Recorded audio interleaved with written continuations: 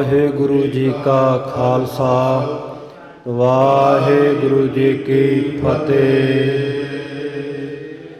सतगुरां दी साजी नवाजी गुरु प्यारी गुरु सवारी गुरु खालसा साध संगत जीओ।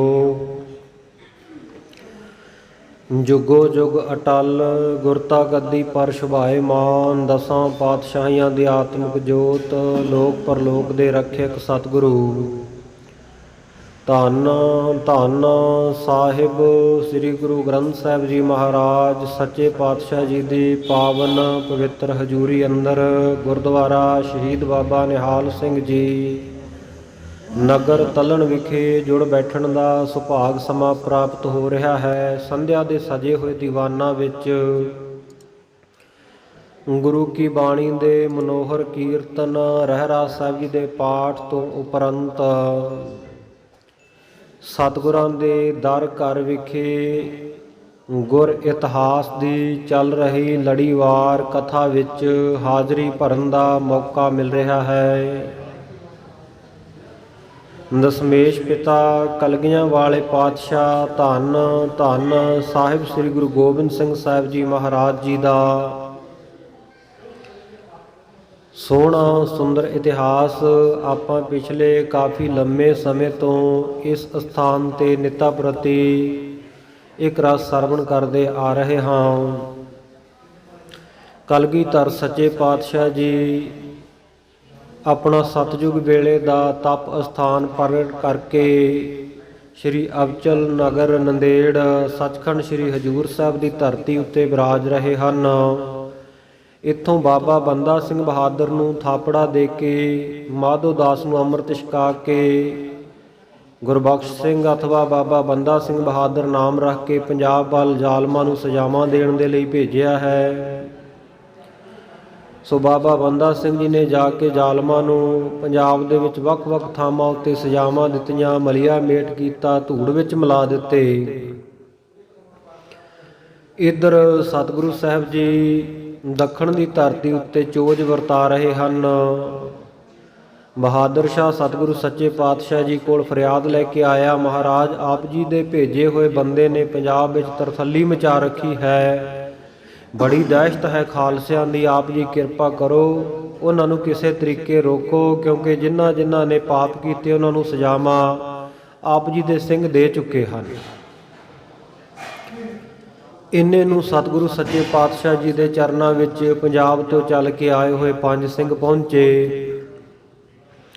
उन्हां ने आके दस्सिया, महाराज आप जी दे हुक्म मुताबक बाबा बंदा सिंह जी बहादुर सारे कारज आप जी वालों बख्शे हुए संपूर्ण कर चुके हैं,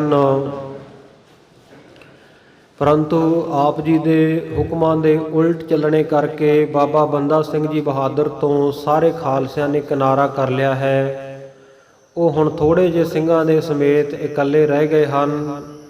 बाकी बाबा विनोद सिंह, कान सिंह इत्यादि जिहड़े सिंह है बहुत सारे सिंघां समेत वखरा उन्होंने दल कर लिया है ਅਤੇ बहुत सारे गृहस्थी सिंह वो आपो अपने घरां नूं वापस परत गए हैं। इधर बहादुर शाह बेनतियां कर रहा सी। सतगुर सच्चे पातशाह ने सुना के आख्या, बहादुर शाह लै सानू हुण उस नूं रोकण दी लोड़ नहीं, वो हुण आप ही रुक जाएगा, क्योंकि जिहड़े 5 तीर बख्श के असीं उस नूं भेजिया साडे हुक्मां दे मुताबक आग्या दे विच वो हुण चलनों हट गया। इस करके उन्हां तीरां दी सत्या भी असीं खत्म कर दित्ती, शक्ति भी खत्म कर दित्ती है। जिन्हां दे बल दे नाल शहीद सिंघां दीआं फौजां उहदा आके साथ दिंदियां सन, मदद करदियां सन, हज़ारां तेरियां फौजां नूं मार दिंदा सी बंदा सिंह बहादुर पलां शिना विच। हुण वो तप तेज तो हीणा हो जावेगा। बहादुर शाह ये सुन के सतगुरु जी कोलों उठ के चलिया गया। इन्हें एक सतगुरु नूं सुंदर नगीना भी भेंट कीता सी। सतगुरु ने नदी विच वगा मारिया सी। इस तरह एक सिख ने आके सतगुरु जी नूं हीरा भेंट कीता सी। सतगुरु जी ने वो भी साध संगत जी नदी विच सुट दिता सी। जदों सिख ने शंका कीता कि मेरी भेटा जिहड़ी आ वो तां बड़ी कीमती सी, ਤੋ ਸਤਿਗੁਰ ਸੱਚੇ ਪਾਤਸ਼ਾਹ ਜੀ ਨੇ ਮੇਰਾ ਇਹ ਨਗੀਨਾ ਗੋਦਾਵਰੀ ਨਦੀ ਦੇ ਵਿੱਚ ਸੁੱਟ ਦਿੱਤਾ ਹੈ। ਤਾਂ ਸਤਿਗੁਰੂ ਸੱਚੇ ਪਾਤਸ਼ਾਹ ਉਸ ਵੇਲੇ ਉਹਨੂੰ ਕਹਿਣ ਲੱਗੇ, ਭਾਈ ਨਦੀ ਵਿੱਚ ਜਾ ਕੇ ਆਪਣਾ ਪਛਾਣ ਕੇ ਚੁੱਕ ਲਿਆ। ਜਦੋਂ ਸਿੱਖ ਵਸਤਰ ਉਤਾਰ ਕੇ ਨਦੀ ਵਿੱਚ ਪ੍ਰਵੇਸ਼ ਹੋਇਆ ਤਾਂ ਕੀ ਦੇਖਦਾ ਹੈ ਕਿ ਸਾਰੇ ਹੀ ਗੋਦਾਵਰੀ ਦਾ ਤੱਟ ਕਿਨਾਰਾ ਜਿਹੜਾ ਇਹੋ ਜਿਹੇ ਕੀਮਤੀ ਨਗੀਨਿਆਂ, ਲਸਣੀਆਂ, ਮਾਣਕਾਂ ਦੇ ਨਾਲ ਭਰਿਆ ਹੋਇਆ ਹੈ। ਬੜਾ ਸ਼ਰਮਸ਼ਾਰ ਹੋ ਕੇ ਬਾਹਰ ਆ ਕੇ ਸਤਿਗੁਰੂ ਜੀ ਦੀ ਸ਼ਰਨ ਪੈ ਗਿਆ। ਇਸ ਪ੍ਰਕਾਰ ਸਤਿਗੁਰੂ ਜੀ ਨੇ ਜਿੱਥੇ ਸਿੱਖ ਨੇ ਨਗੀਨਾ ਭੇਟ ਕੀਤਾ ਸੀ ਉਸ ਜਗ੍ਹਾ ਦਾ ਨਾਮ ਨਗੀਨਾ ਘਾਟ ਰੱਖਿਆ। ਜਿੱਥੇ ਬਹਾਦਰ ਸ਼ਾਹ ਨੇ ਹੀਰਾ ਭੇਟ ਕੀਤਾ ਸੀ ਉਸ ਜਗ੍ਹਾ ਦਾ ਨਾਂ ਹੀਰਾ ਘਾਟ। ਇਸ ਪ੍ਰਕਾਰ ਸਤਿਗੁਰੂ ਸੱਚੇ ਪਾਤਸ਼ਾਹ ਜੀ ਬਹੁਤ ਸਾਰੇ ਕੌਤਕ ਵਰਤਾ ਰਹੇ ਹਨ। ਇੱਕ ਘੋੜਿਆਂ ਦਾ ਸੁਦਾਗਰ ਸਤਿਗੁਰੂ ਕੋਲ ਆਇਆ। ਇਹਨੇ ਹੱਥ ਦੇ ਵਿੱਚ ਇੱਕ ਚਿੱਠੀ, ਇੱਕ ਰਸੀਦ ਲਈ ਹੋਈ ਆ। ਆਹ ਸਤਿਗੁਰੂ ਜੀ ਤੁਹਾਡੇ ਸਾਈਨ ਕੀਤੇ ਹੋਏ ਹਨ, ਦਸਤਖਤ ਹਨ, ਤੁਹਾਡੇ ਹੱਥ ਦੀ ਲਿਖਤ ਹੈ। ਅਨੰਦਪੁਰ ਸਾਹਿਬ ਆਪ ਜੀ ਜਿਸ ਵੇਲੇ ਵਿਰਾਜਦੇ ਸੋ ਉਸ ਵੇਲੇ ਆਪ ਜੀ ਨੂੰ ਘੋੜੇ ਦਿੱਤੇ ਸਨ। ਉਹਨਾਂ ਦੀ ਕੁਝ ਕੀਮਤ 11,000 ਰੁਪਏ ਰਹਿੰਦੀ ਆ। ਸਤਿਗੁਰੂ ਕਹਿਣ ਲੱਗੇ, ਹਾਂ ਪਠਾਨ ਸਾਹਿਬ ਇਹ ਠੀਕ ਹੈ, ਜਿਹੜੀ ਗੱਲ ਤੂੰ ਆਖੀ ਆ ਵਾਕਈ ਅਸੀਂ ਤੇਰਾ 11,000 ਰੁਪਈਆ ਦੇਣਾ ਹੈ। ਪਰ ਸਤਿਗੁਰੂ ਜੀ ਕਹਿਣ ਲੱਗੇ, ਜੇਕਰ ਸਾਡਾ ਇਹ ਹੁਕਮਨਾਮਾ ਤੂੰ ਸਾਡੇ ਸਿੱਖ ਸਰਦਾਰਾਂ ਨੂੰ ਸਾਡੇ ਸੱਚਖੰਡ ਗਮਨ ਤੋਂ 30 ਸਾਲ ਬਾਅਦ ਜਾ ਕੇ ਦਿਖਾਵੇਂ ਜਾਂ ਤੇਰੀ ਔਲਾਦ ਜਾ ਕੇ ਦਿਖਾਵੇ ਤਾਂ ਤੇਰੇ ਵਿਆਜ ਸਮੇਤ ਇਹ ਸਾਰੇ ਰੁਪਈਏ ਸਾਡੇ ਸਿੱਖ ਸਰਦਾਰ ਤੈਨੂੰ ਦੇ ਦੇਣਗੇ। ਪਠਾਨ ਨੇ ਆਖਿਆ, ਮਹਾਰਾਜ ਸਾਡਾ ਧਰਮ ਇਸਲਾਮ ਇਜਾਜ਼ਤ ਨਹੀਂ ਦਿੰਦਾ ਕਿ ਕਿਸੇ ਤੋਂ ਵਿਆਜ ਲਿਆ ਜਾਵੇ। ਇਸ ਕਰਕੇ ਮੈਨੂੰ ਮੂਲ ਹੀ ਇਹਨਾਂ ਦੀ ਜਿਹੜੀ ਘੋੜਿਆਂ ਦੀ ਕੀਮਤ ਹੈ ਉਸ ਦੀ ਮੈਂ ਜਾਚਨਾ ਕਰਦਾ ਹਾਂ, ਉਸ ਦੀ ਇੱਛਾ ਰੱਖਦਾ, ਉਹ ਦੇ ਦਿੱਤਾ ਜਾਵੇ। ਸਤਿਗੁਰੂ ਕਹਿਣ ਲੱਗੇ, ਭਾਈ 30 ਸਾਲਾਂ ਬਾਅਦ ਸਾਡੇ ਸੱਚਖੰਡ ਗਮਨ ਤੋਂ ਬਾਅਦ ਸਾਡੇ ਸਿੱਖ ਸਰਦਾਰ ਜਦੋਂ ਚੜ੍ਹਦੀ ਕਲਾ ਵਿੱਚ ਹੋ ਜਾਣਗੇ, ਰਾਜ ਭਾਗ ਦੇ ਮਾਲਕ ਬਣਨਗੇ, ਉਸ ਵੇਲੇ ਉਹਨਾਂ ਨੂੰ ਇਹ ਹੁਕਮਨਾਮਾ ਦਿਖਾਇਓ ਤੇ ਅਸੀਂ ਨਿਸ਼ਚੇ ਨਾਲ ਕਹਿੰਦੇ ਹਾਂ ਕਿ ਤੇਰੀ ਸੰਤਾਨ ਕਦੇ ਭੁੱਖੀ ਨਹੀਂ ਮਰੇਗੀ। ਸਾਡਾ ਖਾਲਸਾ ਆ ਸਾਡੇ ਹੁਕਮਨਾਮੇ ਦੇ ਦਰਸ਼ਨ ਕਰਕੇ ਬਹੁਤ ਸਾਰਾ ਧਨ ਤੁਹਾਨੂੰ ਦੇਵੇਗਾ, ਜਿਸ ਕਰਕੇ ਤੇਰੀ ਸੰਤਾਨ ਜਿਹੜੀ ਸੁਖ ਭੋਗੇਗੀ। ਇਹਨੇ ਸਤਿਗੁਰੂ ਜੀ ਦੇ ਚਰਨਾਂ ਦੇ ਉੱਤੇ ਭਾਵਨਾ ਰੱਖ ਕੇ ਮੱਥਾ ਟੇਕ ਕੇ ਚਲਿਆ ਗਿਆ। ਬਾਅਦ ਵਿੱਚ ਇਹਦੀ ਸੰਤਾਨ ਜਦੋਂ ਖਾਲਸੇ ਕੋਲ ਪਹੁੰਚੀ, ਗੁਰੂ ਕੇ ਸਿੱਖਾਂ ਨੇ ਬੜਾ ਆਦਰ ਸਨਮਾਨ ਇਹਨਾਂ ਦਾ ਕੀਤਾ ਤੇ ਬਹੁਤ ਸਾਰਾ ਧਨ ਪਦਾਰਥ ਵੀ ਇਹਨਾਂ ਨੂੰ ਦਿੱਤਾ। ਇਉਂ ਸਤਿਗੁਰ ਸੱਚੇ ਪਾਤਸ਼ਾਹ ਜੀ ਕੌਤਕ ਵਰਤਾ ਰਹੇ ਆ। ਇੱਕ ਦਿਨ ਗੁਰੂ ਕੇ ਲੰਗਰਾਂ ਵਿੱਚ ਬਹੁਤਾ ਰੌਲਾ ਪੈਂਦਾ ਵੇਖ ਕੇ ਬਹਾਦਰ ਸ਼ਾਹ ਪੁੱਛਦਾ ਕਿ ਬਈ ਇੱਧਰ ਰੌਲਾ ਕਿਉਂ ਪੈ ਰਿਹਾ। ਇੱਕ ਆਦਮੀ ਭੇਜਿਆ, ਜਦੋਂ ਪਤਾ ਕੀਤਾ ਕਹਿਣ ਲੱਗੇ, ਜੀ ਗੁਰੂ ਕੇ ਲੰਗਰ ਵਿੱਚ ਸਿੰਘ ਲੰਗਰ ਵਰਤਾ ਰਹੇ ਆ, ਕੁਝ ਛਕ ਰਹੇ ਆ, ਉਹ ਆਪਸ ਦੇ ਵਿੱਚ ਹੀ ਉੱਚੀ ਉੱਚੀ ਬੋਲਦੇ ਆ। ਕੋਈ ਕਾਹਲੀ ਕਰਦਾ, ਕੋਈ ਉਹਨਾਂ ਨੂੰ ਰੋਕਦਾ। ਇਸ ਤਰ੍ਹਾਂ ਲੰਗਰ ਛਕਣ ਵੇਲੇ ਉੱਚੀ ਉੱਚੀ ਬੋਲਦੇ ਹਨ। ਬਹਾਦਰ ਸ਼ਾਹ ਨੇ ਸੋਚਿਆ ਕਿ ਸ਼ਾਇਦ ਗੁਰੂ ਕੇ ਸਿੰਘ ਭੁੱਖੇ ਤਿਹਾਏ ਰਹਿੰਦੇ ਆ, ਇਸ ਕਰਕੇ ਲੰਗਰ ਦੇ ਉੱਤੇ ਟੁੱਟ ਕੇ ਪੈਂਦੇ ਆ, ਤਾਂ ਇੱਕ ਦੂਜੇ ਤੋਂ ਅਗਾਂਹ ਹੋ ਕੇ ਲੜਦੇ ਆ। ਇਹਨੇ ਆਪਣੇ ਵੱਲੋਂ ਕੁਝ ਸੇਵਾ ਗੁਰੂ ਕੇ ਲੰਗਰਾਂ ਵਾਸਤੇ ਭੇਜਣੀ ਸ਼ੁਰੂ ਕਰ ਦਿੱਤੀ। ਪਰ ਕੀ ਦੇਖਦਾ, ਜਿੰਨੀ ਜਿੰਨੀ ਵੱਧ ਸੇਵਾ ਭੇਜਦਾ ਉਹਨਾਂ ਵੱਧ ਗੁਰੂ ਕੇ ਲੰਗਰਾਂ ਦੇ ਵਿੱਚ ਰੌਲਾ ਪੈਂਦਾ। ਤੋ ਇੱਕ ਦਿਨ ਅਚਨਚੇਤੀ ਭਾਈ ਦਇਆ ਸਿੰਘ ਜੀ ਬਹਾਦਰ ਸ਼ਾਹ ਦੇ ਕੋਲ ਆਏ। ਬਹਾਦਰ ਸ਼ਾਹ ਨੇ ਆਪਣੇ ਮਨ ਦਾ ਸ਼ੰਕਾ ਜ਼ਾਹਰ ਕੀਤਾ। ਕਹਿਣ ਲੱਗਾ, ਭਾਈ ਦਇਆ ਸਿੰਘ ਜੀ, ਮੈਂ ਸੋਚਦਾ ਸੀ ਕਿ ਗੁਰੂ ਕਿਆਂ ਨੂੰ ਇੱਥੇ ਆਮਦਨ ਘੱਟ ਹੈ ਇਸ ਇਲਾਕੇ ਵਿੱਚ, ਜਿਸ ਕਰਕੇ ਲੰਗਰ ਪੂਰਾ ਨਹੀਂ ਆਉਂਦਾ ਹੋਣਾ। ਗੁਰੂ ਕੇ ਸਿੰਘ ਭੁੱਖੇ ਤਿਹਾਏ ਪੰਥ ਰਹਿੰਦਾ ਹੋਵੇਗਾ ਤਾਂ ਆਪਸ ਵਿੱਚ ਲੰਗਰ ਛਕਣ ਵੇਲੇ ਲੜਦੇ ਝਗੜਦੇ ਆ। ਪਰ ਮੈਂ ਤਾਂ ਬਹੁਤ ਮਾਇਆ ਭੇਜ ਕੇ ਇਹ ਯਤਨ ਕੀਤਾ ਕਿ ਰੌਲਾ ਰੱਪਾ ਨਾ ਪਵੇ। ਜਿੰਨੀ ਜ਼ਿਆਦਾ ਮਾਇਆ ਭੇਜਦਾ ਹਾਂ ਉਨੇ ਜ਼ਿਆਦਾ ਖਾਲਸੇ ਰੌਲਾ ਪਾਉਂਦੇ ਆ। ਕਾਰਨ ਕੀ ਹੈ? ਤੋ ਭਾਈ ਦਇਆ ਸਿੰਘ ਜੀ ਨੇ ਆਖਿਆ, ਕਹਿੰਦੇ ਕਾਰਨ ਕੋਈ ਨਹੀਂ, ਐਸੀ ਬਾਤ ਨਹੀਂ ਕਿ ਗੁਰੂ ਕੇ ਲੰਗਰਾਂ ਵਿੱਚ ਕੋਈ ਘਾਟਾ ਹੈ ਜਾਂ ਲੰਗਰ ਨਹੀਂ ਵਰਤਦਾ ਜਾਂ ਸਿੰਘਾਂ ਨੂੰ ਪੂਰਾ ਲੰਗਰ ਨਹੀਂ ਮਿਲਦਾ। ਇਹ ਤਾਂ ਸਤਿਗੁਰੂ ਸੱਚੇ ਪਾਤਸ਼ਾਹ ਜੀ ਨੇ ਬਚਨ ਹੀ ਐਸੇ ਕੀਤੇ ਹੋਏ ਆ ਇਹਨਾਂ ਨੂੰ ਕਿ ਭਾਈ ਜਦੋਂ ਗੁਰੂ ਕੇ ਸਿੰਘ ਇਹ ਲੰਗਰ ਪ੍ਰਸ਼ਾਦਾ ਪਾਣੀ ਛਕਿਆ ਕਰਨਗੇ ਤੇ ਜਾਤ ਗੋਤ ਸਿੰਘਨ ਕੋ ਦੰਗਾ ਦੰਗਾ ਹੀ ਇਨ ਗੁਰ ਤੇ ਮੰਗਾ। ਇਹ ਖਾਲਸੇ ਦੇ ਵਿੱਚ ਸਤਿਗੁਰੂ ਨੇ ਵੀਰਤਾ ਭਰੀ ਹੋਈ ਆ, ਕੋਈ ਕਿਸੇ ਤੋਂ ਕਹਾ ਕੇ ਰਾਜੀ ਨਹੀਂ ਕੁਝ, ਤੇ ਇਸ ਕਰਕੇ ਰੌਲਾ ਰੱਪਾ ਪੈਣਾ ਇਹ ਸੁਭਾਵਿਕ ਹੀ ਹੈ। ਬਹਾਦਰ ਸ਼ਾਹ ਬੜਾ ਹੈਰਾਨ ਹੋਇਆ। ਇੱਕ ਦਿਨ ਇਹ ਸਤਿਗੁਰ ਪਾਤਸ਼ਾਹ ਜੀ ਦੇ ਕੋਲ ਗਿਆ। ਹੋਰ ਬਹੁਤਾ ਧਾਨੇ ਨੇ ਭੇਜਣਾ ਸ਼ੁਰੂ ਕਰ ਦਿੱਤਾ ਕਿ ਚਲੋ ਗੁਰੂ ਕੇ ਲੰਗਰਾਂ ਦੀ ਸੇਵਾ ਬਹਾਨੇ ਨਾਲ ਹੋ ਰਹੀ ਆ। ਕਹਿੰਦਾ ਮਹਾਰਾਜ ਆਪ ਜੀ ਦੇ ਸਿੱਖ ਇਹ ਲੜਦੇ ਝਗੜਦੇ ਬੜਾ ਕੁਝ ਛਕਣ ਛਕਾਉਣ ਵੇਲੇ, ਇਹਦਾ ਕਾਰਨ ਕੀ ਆ? ਸਤਿਗੁਰੂ ਕਹਿੰਦੇ ਹਟਾ ਦਈਏ ਝਗੜਾ। ਬਹਾਦਰ ਸ਼ਾਹ ਕਹਿੰਦਾ ਜੀ ਹਟਾ ਦਿਓ, ਕਰ ਦਈਏ ਸ਼ਾਂਤੀ। ਕਹਿੰਦਾ ਜੀ ਕਰ ਦਿਓ। ਲਓ ਜੀ ਬਹਾਦਰ ਸ਼ਾਹ ਨੂੰ ਕਹਿੰਦੇ ਕੱਲ ਨੂੰ ਸੁਣੀ, ਕਹਿੰਦੇ ਕੱਲ ਨੂੰ ਧਿਆਨ ਰੱਖੀ। ਸਤਿਗੁਰੂ ਨੇ ਉਸ ਵੇਲੇ ਸਿੰਘਾਂ ਨੂੰ ਬੁਲਾ ਕੇ ਕੋਲੇ ਆਖਿਆ, ਹੁਕਮ ਦੇ ਦਿੱਤਾ, ਕਹਿੰਦੇ ਭਾਈ ਕੱਲ ਤੋਂ ਗੁਰੂ ਕਾ ਲੰਗਰ ਮਸਤਾਨਾ ਹੈ, ਇਸ ਕਰਕੇ ਕੋਈ ਲੰਗਰ ਵਾਲੇ ਪਾਸੇ ਨਾ ਜਾਵੇ। ਆਪੋ ਆਪਣੀ ਜਗ੍ਹਾ ਜਿੱਥੇ ਜਿੱਥੇ ਤੁਹਾਡੇ ਟਿਕਾਣੇ ਆਸਣ ਹੈ, ਬਾਣੀ ਪੜ੍ਹਿਓ, ਰੱਬ ਦਾ ਨਾਮ ਜਪਿਓ। ਸਿੰਘਾਂ ਨੇ ਸਤ ਵਚਨ ਆਖਿਆ। ਦੂਜੇ ਦਿਨ ਗੁਰੂ ਕਾ ਲੰਗਰ ਨਾ ਤਿਆਰ ਕੀਤਾ ਗਿਆ। ਹੁਣ ਲੰਗਰ ਵਾਲੇ ਪਾਸੇ ਜਾਣਾ ਕਿਹਨੇ ਸੀ? ਕੋਈ ਗਿਆ ਨਾ ਤੇ ਰੌਲਾ ਵੀ ਨਾ ਪਿਆ, ਕਿਉਂਕਿ ਛਕਣ ਛਕਾਉਣ ਦਾ ਹੀ ਰੌਲਾ ਸੀ ਨਾ ਸਿੰਘਾਂ ਦਾ। ਤੇ ਜਦੋਂ ਬਹਾਦਰ ਸ਼ਾਹ ਆਇਆ, ਕਹਿੰਦਾ ਮਹਾਰਾਜ ਅੱਜ ਬੜੀ ਸ਼ਾਂਤੀ। ਕਹਿੰਦੇ ਕਿਉਂ? ਤੈਨੂੰ ਦੱਸਿਆ ਸੀ ਨਾ ਸ਼ਾਂਤੀ ਵਰਤ ਜਾਏਗੀ। ਕਹਿੰਦਾ ਕਾਰਨ? ਕਹਿੰਦੇ ਅੱਜ ਗੁਰੂ ਕਾ ਲੰਗਰ ਤਿਆਰ ਨਹੀਂ ਹੋਇਆ। ਛਕਣ ਛਕਾਉਣ ਪਿੱਛੇ ਇਹ ਸਿੰਘ ਆਪਸ ਵਿੱਚ ਥੋੜਾ ਬਹੁਤਾ ਦੰਗਾ ਫਸਾਦ ਕਰ ਲੈਂਦੇ ਆ। ਇਹ ਜੁਝਾਰੂ ਕੌਮ ਅਸੀਂ ਬਣਾਈ ਹੈ, ਇਹ ਦੁਸ਼ਮਣਾਂ ਦੇ ਨਾਲ ਲੜਨ ਦੇ ਵਾਸਤੇ ਅਸੀਂ ਫੌਜ ਅਕਾਲ ਪੁਰਖ ਦੀ ਮੌਜ ਵਿੱਚ ਪ੍ਰਗਟ ਹੋਈ ਹੈ।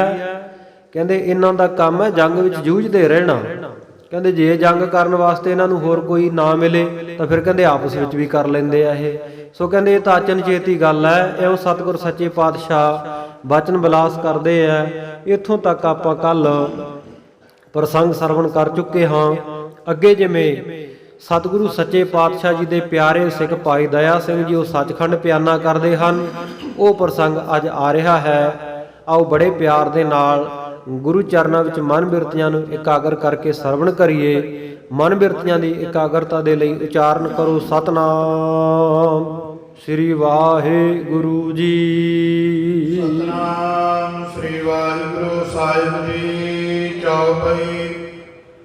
ਇੱਕ ਦਿਨ ਦਇਆ ਸਿੰਘ ਜੀ ਆਈ। ਸਤਿਗੁਰੂ ਦਸ਼ਮੇਸ਼ ਪਿਤਾ ਜੀ ਦਾ ਦਰਬਾਰ ਸਜਿਆ ਹੋਇਆ। ਸਭਾ ਵਿੱਚ ਦੀਵਾਨ ਵਿੱਚ ਸਾਰੇ ਸਿੰਘ ਜੁੜੇ ਬੈਠੇ ਹਨ। ਕੀਰਤਨ ਹੋ ਰਿਹਾ ਹੈ।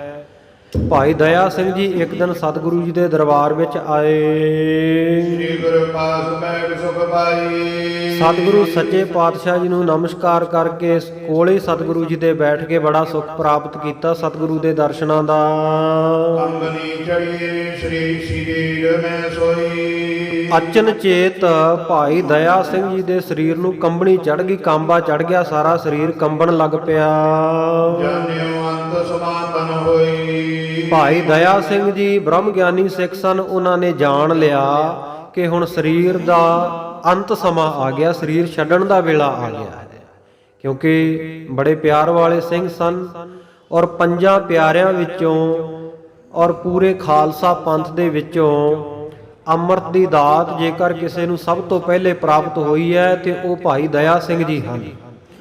ਸਤਿਗੁਰੂ ਜੀ ਦੇ ਵਾਕ ਮੰਨ ਕੇ ਸੀਸ ਭੇਟਾ ਕਰਨ ਵਾਲੇ ਪਹਿਲੇ ਸਿੱਖ ਬ੍ਰਹਮ ਗਿਆਨੀ ਭਾਈ ਦਇਆ ਸਿੰਘ ਜੀ ਮਹਾਂਪੁਰਖ ਹਨ।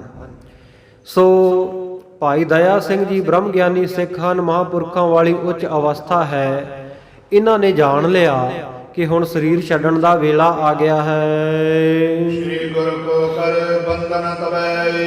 ਉਸ ਵੇਲੇ ਬਿਨਾਂ ਕੋਈ ਗੱਲਬਾਤ ਵਚਨ ਬਿਲਾਸ ਕੀਤਿਆਂ ਸਤਿਗੁਰੂ ਜੀ ਨੂੰ ਨਮਸਕਾਰ ਕਰਕੇ ਉਦਾਵਰ ਮੱਜਨ ਕੀਏ ਤਵੈ। ਦੀਵਾਨ ਵਿੱਚੋਂ ਉੱਠ ਕੇ ਚਲੇ ਗਏ। ਅੰਤਮ ਸਮਾਂ ਜਾਣ ਕੇ ਹੁਣ ਸੱਚਖੰਡ ਪਿਆਨਾ ਕਰਨਾ, ਇਸ਼ਨਾਨ ਕਰ ਲਈਏ। ਤੋ ਭਾਈ ਦਇਆ ਸਿੰਘ ਜੀ ਨੇ ਗੋਦਾਵਰੀ ਦੇ ਤੱਟ ਦੇ ਉੱਤੇ, ਗੋਦਾਵਰੀ ਦੇ ਕਿਨਾਰੇ ਇਸ਼ਨਾਨ ਕੀਤਾ। ਜਪਜੀ ਪਾਠ ਕੀਨ ਤੇ ਸਮੈ। ਇਸ਼ਨਾਨ ਕਰਕੇ ਚੌਂਕੜਾ ਲਾ ਕੇ ਜਪਜੀ ਸਾਹਿਬ ਜੀ ਦਾ ਪਾਠ ਕੀਤਾ। ਦੇ ਤਜੀ ਪੰਜ ਭੂਤਕ ਛਿਨਮੈ। ਔਰ ਸ਼ਲੋਕ ਪੜ੍ਹ ਕੇ ਜਿਨੀ ਨਾਮ ਧਿਆਇਆ, ਗਏ ਮੁਸੱਕਤ ਘਾਲ, ਨਾਨਕ ਤੇ ਮੁਖ ਉਜਲੇ, ਕੀਤੀ ਛੁੱਟੀ ਨਾਲ।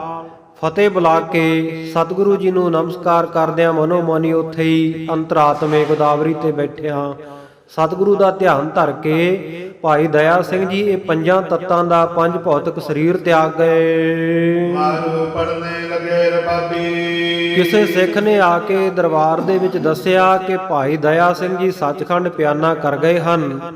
ਗੁਰੂ ਕੇ ਸਿੰਘ ਜਿਹੜਾ ਕੀਰਤਨ ਕਰ ਰਹੇ ਸਨ, ਜਿਸ ਰਾਗ ਦੇ ਵਿੱਚ, ਸ਼ਬਦ ਦੇ ਵਿੱਚ, ਜਿਸ ਵਜਤ ਦੇ ਵਿੱਚ, ਉਹ ਸੁਰ ਤਾਲ ਲੈ ਨੂੰ ਤਿਆਗ ਕੇ ਉਸ ਵੇਲੇ ਮਾਰੂ ਰਾਗ ਦੇ ਸ਼ਬਦ ਪੜ੍ਹਨੇ ਆਰੰਭ ਕਰ ਦਿੱਤੇ, ਜੋ ਕਿਸੇ ਮਿਰਤਕ ਦੇ ਚੜ੍ਹਾਈ ਕਰਨ ਤੋਂ ਵਿਰਾਗਮਈ ਕੀਰਤਨ ਕੀਤਾ ਜਾਂਦਾ ਹੈ।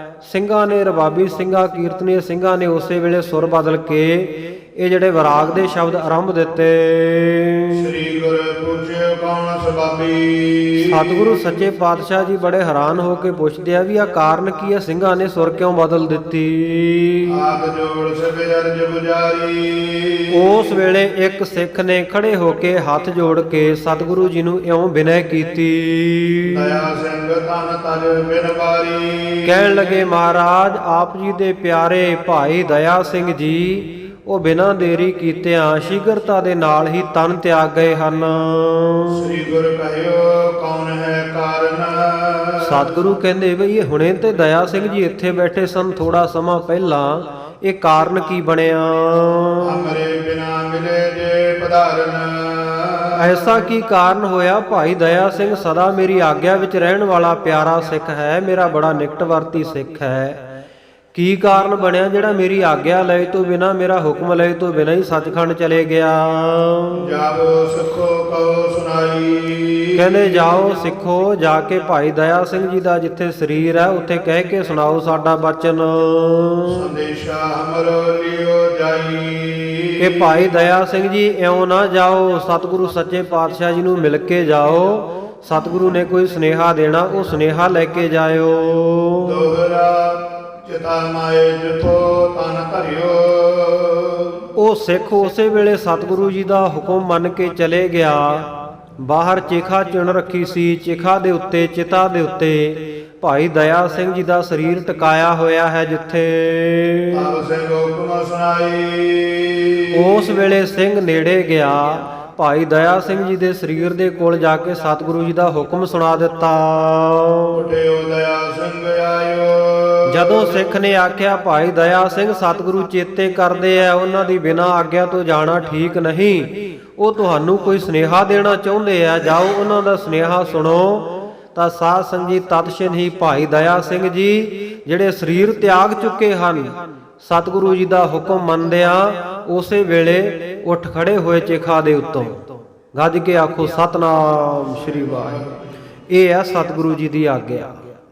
ਗੁਰੂ ਕਾ ਸਿੱਖ ਸਰੀਰ ਦੇ ਵਿੱਚ ਜੀਵਤ ਰਹਿੰਦਿਆਂ ਵੀ ਉਹਨਾਂ ਨੇ ਆਗਿਆ ਮੰਨੀ। ਜਦੋਂ ਸਤਿਗੁਰੂ ਨੇ ਆਖਿਆ 1756 ਬਿਕਰਮੀ 1 ਵਿਸਾਖ ਨੂੰ ਖਾਲਸਾ ਸਾਜਣ ਵੇਲੇ ਸਤਿਗੁਰੂ ਨੇ ਹੁਕਮ ਕੀਤਾ, ਭਾਈ ਕੋਈ ਇੱਕ ਸਿੱਖ ਉੱਠੇ, ਆ ਸਾਡੀ ਤੇਗ ਇਹ ਲਹੂ ਦੀ ਪਿਆਸੀ ਹੈ, ਇੱਕ ਸਿੱਖ ਦੇ ਸਿਰ ਦੀ ਭੇਟਾ ਚਾਹੁੰਦੀ ਹੈ।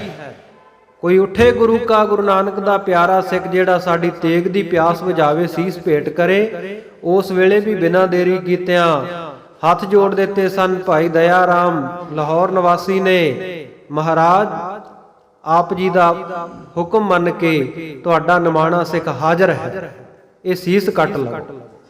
ਉਸ ਵੇਲੇ ਵੀ ਸਤਿਗੁਰੂ ਦਾ ਹੁਕਮ ਮੰਨਿਆ, ਤਾਂ ਉਮਰ ਸਤਿਗੁਰੂ ਜੀ ਦੀ ਆਗਿਆ ਵਿੱਚ ਜੀਵਨ ਬਤੀਤ ਕੀਤਾ। ਔਰ ਅੱਜ ਸਰੀਰ ਤਿਆਗ ਚੁੱਕੇ ਹਨ, ਪਰ ਫਿਰ ਵੀ ਸਤਿਗੁਰੂ ਜੀ ਦਾ ਹੁਕਮ ਜਦੋਂ ਸਿੱਖ ਨੇ ਆ ਕੇ ਸੁਣਾਇਆ, ਭਾਈ ਦਇਆ ਸਿੰਘ ਸਤਿਗੁਰੂ ਦਾ ਸੁਨੇਹਾ ਲੈਂਦੇ ਜਾਓ, ਸੱਚਖੰਡ ਜਾਣਾ ਹੈ ਤਾਂ ਸਤਿਗੁਰੂ ਦੀ ਆਗਿਆ ਲੈ ਕੇ ਜਾਓ। ਸਰੀਰ ਮਿਰਤਕ ਹੈ, ਚਿਖਾ ਦੇ ਉੱਤੇ ਪਿਆ ਹੈ। ਸਾਧ ਸੰਗਤ ਉਸੇ ਵੇਲੇ ਉੱਠ ਖੜੇ ਹੋਏ। ਰਹੇ ਲੋਕ ਬਿਸਮਾਈ। ਜਿੰਨੇ ਵੀ ਲੋਕ, ਜਿੰਨੇ ਵੀ ਸਿੱਖ ਉਸ ਵੇਲੇ ਆਲੇ ਦੁਆਲੇ ਖੜੇ ਆ, ਬੜੇ ਹੈਰਾਨ ਹੋ ਗਏ ਵੀ ਅਸੀਂ ਤਾਂ ਸਰੀਰ ਦਾ ਸੰਸਕਾਰ ਕਰਨ ਲੱਗੇ ਸੀ, ਭਾਈ ਦਇਆ ਸਿੰਘ ਜੀ ਸਰੀਰ ਛੱਡ ਚੁੱਕੇ ਹਨ, ਤੇ ਆਹ ਕਿਆ ਬਾਤ ਹੋਈ। ਸਤਿਗੁਰੂ ਦਾ ਹੁਕਮ ਹੋਇਆ ਤੇ ਭਾਈ ਦਇਆ ਸਿੰਘ ਜੀ ਉੱਠ ਖੜੇ ਆ। ਸਾਰੇ ਬੜੇ ਹੈਰਾਨ ਹੋਏ। ਹਰ ਬੰਧਨ ਐਸੋ ਕਹੀ। ਉਸ ਵੇਲੇ ਬੰਦਨਾ ਕਰਕੇ ਸਤਿਗੁਰੂ ਸੱਚੇ ਪਾਤਸ਼ਾਹ ਜੀ ਦੇ ਚਰਨਾਂ ਵਿੱਚ ਆ ਕੇ ਇਉਂ ਆਖਿਆ, ਸੱਚਖੰਡ ਕੇ ਪੌਰ। ਮਹਾਰਾਜ ਸੱਚੇ ਪਾਤਸ਼ਾਹ ਜਿਸ ਵੇਲੇ ਮੈਂ ਆਪ ਜੀ ਦਾ ਹੁਕਮ ਸੁਣਿਆ, ਉਸ ਵੇਲੇ ਮੈਂ ਸੱਚਖੰਡ ਦੇ ਪੌੜ, ਸੱਚਖੰਡ ਦੀ ਡਿਉਢੀ ਦਰਵਾਜ਼ੇ ਦੇ ਉੱਤੇ ਪਹੁੰਚ ਚੁੱਕਿਆ ਸੀ। ਲੰਘਤ ਥਾ ਤਵ ਹੁਕਮ ਸੁਣ। ਮੈਂ ਲੰਘਣ ਹੀ ਲੱਗਿਆ ਸੀ ਸੱਚਖੰਡ ਵਿੱਚ ਅੰਦਰ। ਉਸ ਵੇਲੇ ਜਦੋਂ ਮੈਂ ਆਪ ਜੀ ਦਾ ਹੁਕਮ ਸੁਣਿਆ, ਹਟ ਆਇਓ ਸਿਰ ਠਾਉ ਇਸ ਠੌਰ। ਉਸੇ ਵੇਲੇ ਮਹਾਰਾਜ ਮੈਂ ਹਟ ਆਇਆ, ਪਿੱਛੇ ਮੁੜ ਆਇਆ, ਇਸ ਜਗ੍ਹਾ ਆ ਗਿਆ ਆਪ ਜੀ ਦੇ ਚਰਨਾਂ ਵਿੱਚ। ਸੋਰਠਾ ਸ੍ਰੀ ਗੁਰ ਕਹਿਓ ਸੁਨਾਏ ਮਾਮਾ। ਉਸ ਵੇਲੇ ਭਾਈ ਦਇਆ ਸਿੰਘ ਜੀ ਨੂੰ ਸਤਿਗੁਰੂ ਜੀ ਸੁਣਾ ਕੇ ਕਹਿਣ ਲੱਗੇ, ਆਇਸ ਬਿਨ ਜੋ ਗਇਓ ਮਮ ਆਇਸ ਬਿਨ ਜੋ ਗਇਓ। ਕਹਿੰਦੇ ਭਾਈ ਤੈਨੂੰ ਤਾਂ ਮੋੜ ਲਿਆ, ਤੂੰ ਸਾਡੀ ਆਗਿਆ ਤੋਂ ਬਿਨਾਂ ਹੀ ਚਲਿਆ ਗਿਆ ਸੀ। ਜਾਂਦੇ ਜਿਉ ਬੁਲਾਈ ਲੈ ਇਸ ਕਰਕੇ ਕਹਿੰਦੇ ਅਸੀਂ ਤੈਨੂੰ ਬੁਲਾ ਲਿਆ ਹੈ ਵਾਪਸ, ਲੈ ਸੰਦੇਸ਼ਾ ਜਾਉ ਅਬੈ। ਕਿਉਂਕਿ ਅਸੀਂ ਇੱਕ ਸੁਨੇਹਾ ਦੇਣਾ ਚਾਹੁੰਦੇ ਸੀ, ਉਹ ਸਾਡਾ ਸੁਨੇਹਾ ਤੂੰ ਲੈ ਕੇ ਜਾਂਦਾ ਰਹਿ ਹੁਣ। ਸ੍ਰੀ ਮੁਖ ਵਾਕ ਮਿੱਤਰ ਪਿਆਰੇ ਨੂੰ ਹਾਲ ਮੁਰੀਦਾਂ ਦਾ ਕਹਿਣਾ। ਸਤਿਗੁਰੂ ਸੱਚੇ ਪਾਤਸ਼ਾਹ ਜੀ ਨੇ ਉਸ ਵੇਲੇ ਜਿਹੜਾ ਆਪਣੇ ਮਿੱਤਰ ਆਪਣੇ ਯਾਰ ਅਕਾਲ ਪੁਰਖ ਵਾਹਿਗੁਰੂ ਨੂੰ ਸੁਨੇਹਾ ਦਿੱਤਾ ਭਾਈ ਦਇਆ ਸਿੰਘ ਜੀ ਦੇ ਰਾਹੀਂ, ਸੋ ਉਹ ਸੁਨੇਹਾ ਸਤਿਗੁਰੂ ਸੱਚੇ ਪਾਤਸ਼ਾਹ ਜੀ ਕਹਿ ਕੇ ਸੁਣਾਉਂਦੇ ਆ, ਭਾਈ ਦਇਆ ਸਿੰਘ ਤੁਸੀਂ ਇਉਂ ਕਿਉਂ ਚਲੇ ਗਏ ਬਿਨਾਂ ਆਗਿਆ ਤੋਂ। ਤੋ ਹੱਥ ਜੋੜੇ ਸਿੱਖ ਨੇ, ਮਹਾਰਾਜ ਆਪ ਜੀ ਦੇ ਦਰਬਾਰ ਵਿੱਚ ਕੀਰਤਨ ਚੱਲ ਰਿਹਾ ਸੀ, ਜਿਸ ਕਰਕੇ ਮੈਂ ਆਪ ਜੀ ਦਾ ਧਿਆਨ ਭੰਗ ਕਰਨਾ ਮੁਨਾਸਿਬ ਨਹੀਂ ਸਮਝਿਆ ਕਿ ਇਹ ਤਾਂ ਚਲੋ ਦੁਨਿਆਵੀ ਰੀਤੀ ਆ, ਸਰੀਰਾਂ ਦਾ ਆਉਣਾ ਜਾਣਾ ਤਾਂ ਹੈ ਹੀ, ਇਸ ਕਰਕੇ ਮਹਾਰਾਜ ਕੀਰਤਨ ਵਿੱਚ ਕੋਈ ਭੰਗਣਾ ਨਾ ਪਵੇ, ਗੁਰੂ ਮਰਿਆਦਾ ਦੇ ਵਿੱਚ ਕੋਈ ਬੇਅਦਬੀ ਨਾ ਹੋਵੇ, ਇਸ ਕਰਕੇ ਮੈਂ ਬਿਨਾਂ ਦੱਸੇ ਚਲੇ ਗਿਆ ਸੀ ਵੀ ਮੇਰੇ ਸਰੀਰ ਦਾ ਕੀ ਆ। ਦੇਖੋ ਗੁਰੂ ਕਾ ਸਿੱਖ ਗੁਰ ਦਰਬਾਰ ਦੀ ਮਰਿਆਦਾ ਦੀ ਉਲੰਘਣਾ ਨਹੀਂ ਕੀਤੀ, ਸਰੀਰ ਛੱਡ ਕੇ ਜਾ ਰਿਹਾ, ਫਿਰ ਵੀ ਬਿਨਾਂ ਦੱਸੇ ਅਚਨਚੇਤ ਸਤਿਗੁਰੂ ਕੋਲੋਂ ਉੱਠ ਕੇ ਗਿਆ ਸੀ। ਅੱਜ ਦੁਬਾਰਾ ਆ ਗਿਆ, ਸਤਿਗੁਰੂ ਨੇ ਬੁਲਾ ਲਿਆ। ਇਸ ਨੂੰ ਕਹਿੰਦੇ ਆ ਆਗਿਆ ਸਮ ਨਹੀਂ ਸਾਹਿਬ ਸੇਵਾ। ਆਗਿਆ ਮੰਨਣ ਤੋਂ ਵੱਡੀ ਸਾਧ ਸੰਗਤ ਜੀ ਕੋਈ ਸੇਵਾ ਨਹੀਂ। ਉਂਝ ਭਾਵੇਂ ਆਪਾਂ ਕੋਈ ਵੀ ਸੇਵਾ ਕਰਦੇ ਰਹੀਏ, ਪਰ ਜੇ ਗੁਰੂ ਦਾ ਹੁਕਮ ਨਹੀਂ ਮੰਨਿਆ, ਬਚਨ ਨਹੀਂ ਮੰਨਿਆ, ਤੇ ਫਿਰ ਸਾਧ ਸੰਗਤ ਉਹ ਸਾਡੀ ਸੇਵਾ ਪ੍ਰਵਾਨ ਨਹੀਂ। ਸਭ ਤੋਂ ਵੱਡੀ ਸੇਵਾ ਇਹੀ ਹੁੰਦੀ ਹੈ, ਜਿਹੜਾ ਕੰਮ ਕਰ ਰਹੇ ਆ ਜਦੋਂ ਹੁਕਮ ਆ ਗਿਆ ਹੱਥਲਾ ਕੰਮ ਛੱਡ ਕੇ ਨਾਲ ਦੀ ਨਾਲ ਉੱਠ ਕੇ ਚਲੇ ਜਾਣਾ, ਹਾਂਜੀ ਦੱਸੋ ਜੀ ਕੀ ਹੁਕਮ ਹੈ। ਇਹਨੂੰ ਹੁਕਮ ਮੰਨਣਾ ਜਾਂ ਆਗਿਆ ਮੰਨਣੀ ਜਾਂ ਸੇਵਾ ਕਹਿੰਦੇ ਆ। ਇਹੋ ਜੀ ਸੇਵਾ ਪ੍ਰਵਾਨ ਹੁੰਦੀ ਆ। ਇਹ ਸੇਵਾ ਨੂੰ ਸਿਰਮੌਰਤਾ ਹੈ ਗੁਰੂ ਘਰ ਦੇ ਵਿੱਚ। ਅੱਜ ਭਾਈ ਦਇਆ ਸਿੰਘ ਜੀ ਸਤਿਗੁਰੂ ਜੀ ਦਾ ਵਚਨ ਮੰਨ ਕੇ ਆ ਗਏ ਆ ਵਾਪਸ ਚਿਖਾ ਤੋਂ ਉੱਠ ਕੇ। ਸਤਿਗੁਰੂ ਕਹਿੰਦੇ ਭਾਈ ਦਇਆ ਸਿੰਘ ਸੱਚਖੰਡ ਜਾਣਾ ਹੀ ਆ ਨਾ, ਚਲੇ ਜਾਓ, ਪਰ ਸਾਡਾ ਆ ਇੱਕ ਸੁਨੇਹਾ ਲੈ ਕੇ ਜਾਓ। ਸ੍ਰੀ ਮੁਖ ਵਾਕ ਸਤਿਗੁਰੂ ਜੀ ਦੇ ਮੁਖੋਂ ਉਚਾਰਨ ਕੀਤੇ ਹੋਏ ਇਹ ਬਚਨ ਹਨ। ਕੀ ਬਚਨ ਸਤਿਗੁਰੂ ਸੱਚੇ ਪਾਤਸ਼ਾਹ ਜੀ ਨੇ ਕੀਤੇ? ਮਿੱਤਰ ਪਿਆਰੇ ਨੂੰ ਹਾਲ ਮੁਰੀਦਾਂ ਦਾ ਕਹਿਣਾ। ਬਹੁਤ ਸਾਰੇ ਇਤਿਹਾਸਕ ਗ੍ਰੰਥਾਂ ਦੇ ਵਿੱਚ, ਸਾਡੇ ਇਤਿਹਾਸ ਦੇ ਵਿੱਚ ਮੁਰੀਦਾਂ ਦੀ ਜਗ੍ਹਾ ਦੇ ਉੱਤੇ ਫਕੀਰਾਂ ਸ਼ਬਦ ਵੀ ਆਇਆ। ਮਿੱਤਰ ਪਿਆਰੇ ਨੂੰ ਹਾਲ ਫਕੀਰਾਂ ਦਾ ਕਹਿਣਾ। ਔਰ ਸੰਪਰਦਾਵਾਂ ਇਹ ਗੱਲ ਮੰਨਦੀਆਂ ਹਨ ਕਿ ਸਤਿਗੁਰੂ ਸੱਚੇ ਪਾਤਸ਼ਾਹ ਜੀ ਨੇ ਇਹ ਬਚਨ ਉਚਾਰਨ ਕੀਤੇ ਸਨ ਕਿ ਮਿੱਤਰ ਪਿਆਰੇ ਨੂੰ ਹਾਲ ਫਕੀਰਾਂ ਦਾ ਕਹਿਣਾ। ਉਸ ਵੇਲੇ ਸਤਿਗੁਰੂ ਜੀ ਦੇ ਪਿਆਰੇ ਸਿੱਖ ਸ਼ਹੀਦ ਬਾਬਾ ਦੀਪ ਸਿੰਘ ਜੀ ਨੇ ਇਹ ਬੇਨਤੀ ਕੀਤੀ ਸੀ, ਮਹਾਰਾਜ ਆਪ ਜੀ ਆਪਣੇ ਆਪ ਨੂੰ ਫਕੀਰ ਕਿਉਂ ਕਹਿੰਦੇ ਹੋ? ਕਿਉਂਕਿ ਫਕੀਰ ਤਾਂ ਫੱਕਾ ਫੱਕਾ ਦਾਣਾ ਮੰਗਣ ਵਾਲੇ ਦਾ ਨਾਮ ਫਕੀਰ ਹੈ। ਆਪ ਜੀ ਫਕੀਰ ਨਹੀਂ, ਆਪ ਜੀ ਤੋਂ ਸ਼ਹਿਨशाह ਹੋ। ਤੋ ਸਤਿਗੁਰੂ ਕਹਿਣ ਲੱਗੇ ਭਾਈ ਇਹ ਜਿਹੜੀ ਬਾਣੀ ਆ ਨਾ, ਇਹ ਅਕਾਲ ਪੁਰਖ ਦੇ ਹੁਕਮ ਦੇ ਨਾਲ ਜਿਸ ਪ੍ਰਕਾਰ ਆਈ ਹੈ ਅਸੀਂ ਉਸੇ ਪ੍ਰਕਾਰ ਉਚਾਰਨ ਕਰ ਦਿੱਤੀ ਹੈ। ਮਹਾਰਾਜ ਉਹ ਗੱਲ ਠੀਕ ਹੈ, ਪਰ ਆਪ ਜੀ ਫਿਰ ਵੀ ਕਿਰਪਾ ਕਰੋ, ਫਕੀਰ ਸ਼ਬਦ ਆਪ ਜੀ ਵਾਸਤੇ ਠੀਕ ਨਹੀਂ ਲੱਗਦਾ, ਢੁਕਵਾਂ ਨਹੀਂ ਲੱਗਦਾ, ਇਹਨੂੰ ਬਦਲ ਦਿਓ। ਸਤਿਗੁਰੂ ਕਹਿੰਦੇ ਭਾਈ ਬਾਣੀ ਦੇ ਬਦਲਣ ਦੇ ਨਾਲ ਇਹਦੀ ਮਹਿੰਗੀ ਕੀਮਤ ਤਾਰਨੀ ਪੈ ਸਕਦੀ ਹੈ, ਇਹਦੀ ਭੇਟਾ ਸੀਸ ਹੈ, ਸੀਸ ਦੇ ਦੇਵੇਂਗਾ? ਤੋ ਬਾਬਾ ਦੀਪ ਸਿੰਘ ਜੀ ਨੇ ਹੱਥ ਜੋੜ ਕੇ ਆਖਿਆ, ਮਹਾਰਾਜ ਇੱਕ ਸੀਸ ਦੀ ਕੀ ਗੱਲ ਕਰਦੇ ਹੋ? ਭਾਵੇਂ 1000 ਜਨਮਾਂ ਵਿੱਚ 1000 ਸੀਸ ਲੈ ਲਿਓ, ਪਰ ਮਹਾਰਾਜ ਆਪ ਜੀ ਜ਼ਰੂਰ ਇਹ ਕਿਰਪਾ ਕਰੋ, ਇਹ ਸ਼ਬਦ ਦੇ ਵਿੱਚ ਬਦਲਾਅ ਪੈਦਾ ਕਰੋ। ਤੋ ਸਤਿਗੁਰੂ ਜੀ ਨੇ ਫਿਰ ਬਦਲ ਕੇ ਸੰਪਰਦਾਵਾਂ ਮੰਨਦੀਆਂ ਕਿ ਫਕੀਰ ਦੀ ਜਗ੍ਹਾ ਦੇ ਉੱਤੇ ਮੁਰੀਦਾਂ ਸ਼ਬਦ ਕੀਤਾ। ਮਿੱਤਰ ਪਿਆਰੇ ਨੂੰ ਹਾਲ ਮੁਰੀਦਾਂ ਦਾ ਕਹਿਣਾ। ਸੋ ਉਸੇ ਹੁਕਮ ਦੇ ਮੁਤਾਬਕ ਹੀ ਬਾਬਾ ਦੀਪ ਸਿੰਘ ਜੀ ਨੇ ਇਹ ਸੀਸ ਭੇਟਾ ਕੀਤਾ ਸੀ ਸ੍ਰੀ ਹਰਿਮੰਦਰ ਸਾਹਿਬ ਪ੍ਰਕਰਮਾਂ ਦੇ ਵਿੱਚ ਜਾ ਕੇ। ਸੋ ਬਾਕੀ ਵਿਦਵਾਨਾਂ ਦੀਆਂ ਵੱਖਰੀਆਂ ਵੱਖਰੀਆਂ ਰਾਵਾਂ ਹੋ ਸਕਦੀਆਂ, ਪਰ ਸੰਪਰਦਾਵਾਂ ਇਸ ਗੱਲ ਨੂੰ ਮੰਨਦੀਆਂ। ਸੋ ਸਤਿਗੁਰੂ ਜੀ ਨੇ ਜਦੋਂ ਇਹ ਸ਼ਬਦ ਉਚਾਰਨ ਕੀਤਾ, ਭਾਈ ਦਇਆ ਸਿੰਘ ਜੀ ਸਾਡਾ ਸੁਨੇਹਾ ਉਹ ਅਕਾਲ ਪੁਰਖ ਵਾਹਿਗੁਰੂ ਦੇ ਚਰਨਾਂ ਦੇ ਵਿੱਚ ਲੈ ਕੇ ਜਾਂਦੇ ਰਹੋ। ਕੀ ਸੁਨੇਹਾ ਹੈ? ਮੁੱਖ ਵਾਕ ਉਚਾਰਨ ਕੀਤਾ, ਮਿੱਤਰ ਪਿਆਰੇ ਨੂੰ, ਉਹ ਸਾਡਾ ਜਿਹੜਾ ਪਿਆਰਾ ਮਿੱਤਰ ਹੈ, ਕਿਉਂਕਿ ਦੁਨੀਆ ਦੇ ਮਿੱਤਰ ਜਿਹੜੇ ਆ ਉਹ ਕੂੜੇ ਹਨ, ਝੂਠੇ ਹਨ।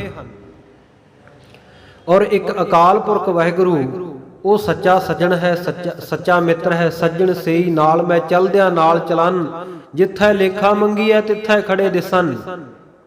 ਉਹ ਅਕਾਲ ਪੁਰਖ ਵਾਹਿਗੁਰੂ ਸੱਚਾ ਮਿੱਤਰ ਹੈ, ਸੱਚਾ ਸਾਥੀ ਹੈ। ਸਾਡੇ ਉਸ ਸਾਥੀ ਨੂੰ, ਸਾਡੇ ਉਸ ਮਿੱਤਰ ਨੂੰ, ਅਕਾਲ ਪੁਰਖ ਵਾਹਿਗੁਰੂ ਨੂੰ ਭਾਈ ਦਇਆ ਸਿੰਘ ਜੀ ਸਾਡਾ ਸੁਨੇਹਾ ਦੇ ਦਿਓ। ਸਾਡਾ ਫਕੀਰਾਂ ਦਾ, ਸਾਡਾ ਮੁਰੀਦਾਂ ਦਾ, ਉਹਦੇ ਸਿੱਖਾਂ ਦਾ, ਚੇਲਿਆਂ ਦਾ ਇਹ ਹਾਲ ਜਾ ਕੇ ਦੱਸੋ।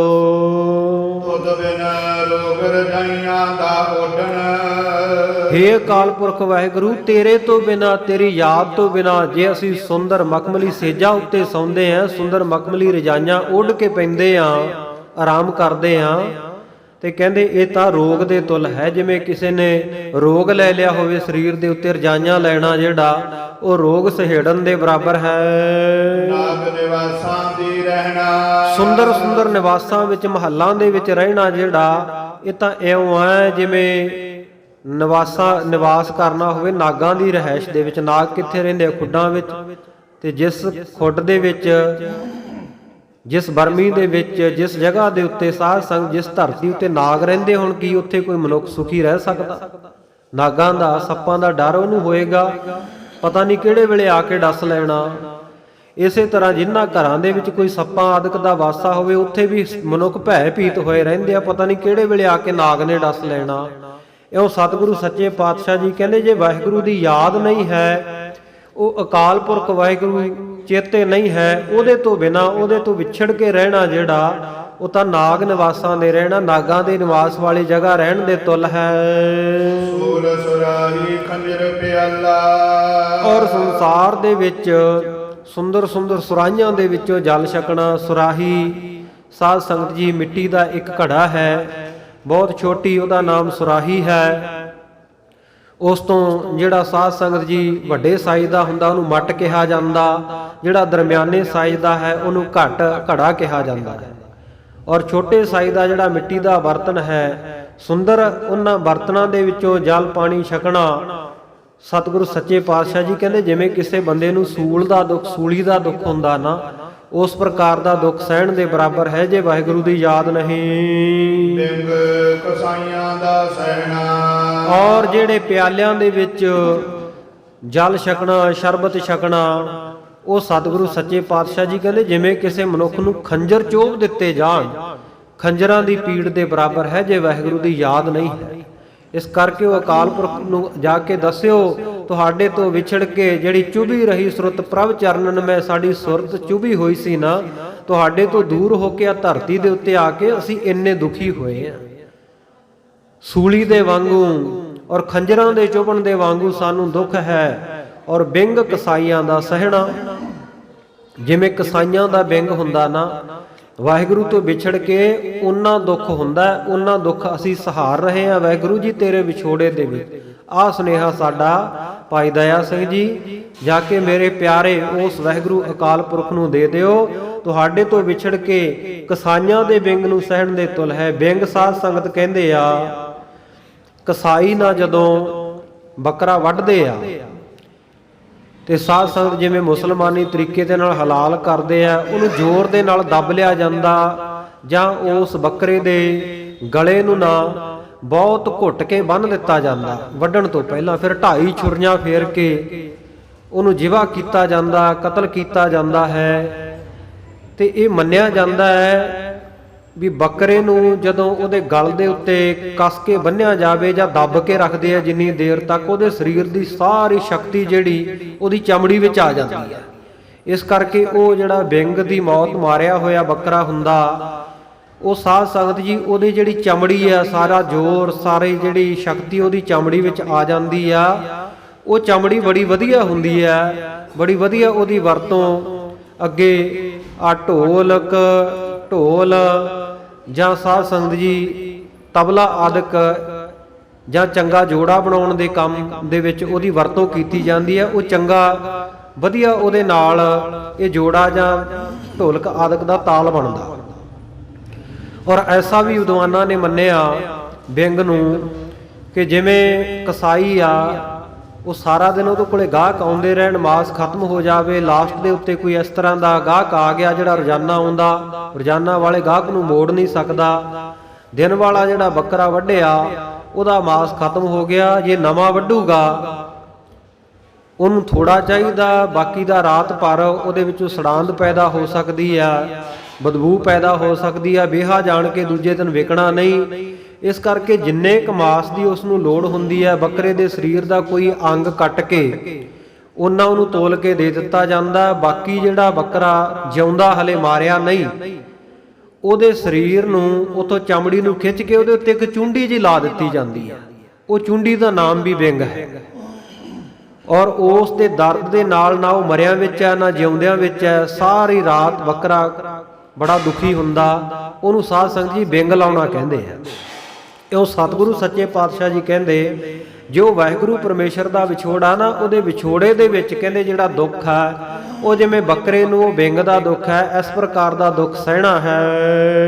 ਜਾਣੜੇ ਦਾ ਸਾਨੂੰ ਸੱਥਰ ਚੰਗਾ, ਸਾਨੂੰ ਬਹੁਤ ਮਖਮਲੀ ਸੇਜਾਂ ਦੀ ਲੋੜ ਨਹੀਂ। ਜੇ ਉਹ ਵਾਹਿਗੁਰੂ ਦੀ ਯਾਦ ਪੱਲੇ ਹੈ, ਉਹਦੇ ਨਾਲ ਮਿਲਾਪ ਹੈ, ਤਾਂ ਸਾਨੂੰ ਸਾਡੇ ਯਾਰ ਵੱਲੋਂ ਉਹ ਵਾਹਿਗੁਰੂ ਪਰਮੇਸ਼ਰ ਮਿੱਤਰ ਵੱਲੋਂ ਬਖਸ਼ਿਆ ਹੋਇਆ ਭੂਮ ਆਸਣ ਹੀ ਚੰਗਾ ਹੈ, ਸੱਥਰ ਹੀ ਚੰਗਾ ਹੈ। ਭੱਠ ਖੇੜਿਆਂ ਦਾ ਰਹਿਣਾ, ਔਰ ਵੱਡੇ ਵੱਡੇ ਨਗਰਾਂ ਖੇੜਿਆਂ ਦੇ ਵਿੱਚ ਜਿਹੜਾ ਰਹਿਣਾ ਹੈ, ਵੱਡੇ ਗ੍ਰਾਮਾਂ ਵਿੱਚ ਰਹਿਣਾ ਹੈ, ਸੋ ਉਹ ਤਾਂ ਜਿਵੇਂ ਭੱਠ ਦੇ ਵਿੱਚ ਰਹਿਣਾ ਹੋਵੇ, ਭੱਠ ਤਪਦਾ ਨਾ, ਉਹਨਾਂ ਚੰਗੇ ਸੁਹਾਵਣੇ ਨਗਰਾਂ ਖੇੜਿਆਂ ਵਿੱਚ ਰਹਿਣਾ ਵੀ ਭੱਠ ਵਿੱਚ ਰਹਿਣ ਦੇ ਤੁੱਲ ਹੈ। ਦੋਹਰਾ ਸੋਨਾ ਸੰਦੇਸ਼ ਕਰ ਬੰਦਨਾ, ਇਉਂ ਸਤਿਗੁਰੂ ਸੱਚੇ ਪਾਤਸ਼ਾਹ ਜੀ ਨੇ ਆਪਣਾ ਇਹ ਸ਼੍ਰੀ ਮੁਖਵਾਕ ਸੁਣਾ ਕੇ ਭਾਈ ਦਇਆ ਸਿੰਘ ਜੀ ਨੂੰ ਇਹ ਸੁਨੇਹਾ ਦਿੱਤਾ, ਜਾ ਕੇ ਸਾਡੇ ਮਿੱਤਰ ਅਕਾਲ ਪੁਰਖ ਵਾਹਿਗੁਰੂ ਦੇ ਚਰਨਾਂ ਵਿੱਚ ਸਾਡੇ ਵੱਲੋਂ ਇਹ ਬੰਦਨਾ ਕਰਦੇ ਨੇ। ਭਾਈ ਦਇਆ ਸਿੰਘ ਜੀ ਮਹਾਰਾਜ ਸੱਚੇ ਪਾਤਸ਼ਾਹ ਜੀ ਦਾ ਇਹ ਸੰਦੇਸ਼ਾ ਸੁਣ ਕੇ, ਸੁਨੇਹਾ ਸੁਣ ਕੇ ਉਹਨਾਂ ਨੇ ਨਮਸਕਾਰ ਕੀਤੀ। ਸਿੱਖ ਗਇਓ ਸਤ ਥਾਨ, ਔਰ ਗੁਰੂ ਕਾ ਸਿੱਖ ਦੁਬਾਰਾ ਸੱਚ ਥਾਨ, ਸੱਚ ਦੇ ਥਾਂ ਤੇ ਸੱਚਖੰਡ ਵਿੱਚ ਚਲੇ ਗਿਆ। ਕਿਉਂਕਿ ਗੁਰਮੁਖਾਂ ਦੇ ਵਾਸਤੇ ਸਾਧ ਸੰਗਤ ਸੱਚਖੰਡ ਵਿੱਚ ਜਾਣਾ ਤੇ ਆਉਣਾ ਇਹ ਕੋਈ ਮੁਸ਼ਕਲ ਬਾਤ ਨਹੀਂ ਹੈ। ਇਹ ਤਾਂ ਦੁਨੀਆ ਦੇ ਲੋਕਾਂ ਵਾਸਤੇ ਔਖਾ ਹੈ ਕਿ ਮੌਤ ਨੂੰ ਦੇਖ ਕੇ ਡਰਦੇ ਐ, ਪਰ ਉਹ ਗੁਰੂ ਕੇ ਪਿਆਰੇ ਸਿੱਖ ਹੈ। ਕਬੀਰ ਜਿਸ ਮਰਨੇ ਤੇ ਜਗ ਡਰੈ, ਮੇਰਾ ਮਨ ਆਨੰਦ ਮਰਨੇ ਹੀ ਤੇ ਪਾਈਐ ਪੂਰਨ ਪਰਮਾਨੰਦ। ਜਿਵੇਂ ਪ੍ਰੀਖਿਆ ਹੁੰਦੀ ਹੈ, ਇਮਤਿਹਾਨ ਹੁੰਦਾ, ਜਿਹੜਾ ਨਲਾਇਕ ਬੱਚਾ ਹੁੰਦਾ ਨਾ, ਉਹ ਪ੍ਰੀਖਿਆ ਕੇਂਦਰ ਵਿੱਚ ਜਾਣ ਤੋਂ ਘਬਰਾਉਂਦਾ, ਡਰਦਾ, ਉਹਦਾ ਦਿਲ ਧੱਕ ਧੱਕ ਕਰਦਾ ਵੀ ਪਤਾ ਨਹੀਂ ਪੇਪਰ ਕਿਹੋ ਜਿਹਾ ਆਉਣਾ, ਪਾਸ ਹੋਊਗਾ ਜਾਂ ਨਹੀਂ। ਪਰ ਜਿਨ੍ਹਾਂ ਨੇ ਜ਼ਿੰਦਗੀ ਦਾ ਇਮਤਿਹਾਨ ਜਿਉਂਦੇ ਜੀ ਗੁਰੂ ਕੀ ਬਾਣੀ ਦੇ ਨਾਲ ਜੁੜ ਕੇ ਪਾਸ ਕੀਤਾ, ਭਾਈ ਦਇਆ ਸਿੰਘ ਵਰਗੇ ਬ੍ਰਹਮ ਗਿਆਨੀ ਸਿੱਖ ਨੇ, ਉਹਨੂੰ ਕੀ ਡਰ ਹੈ।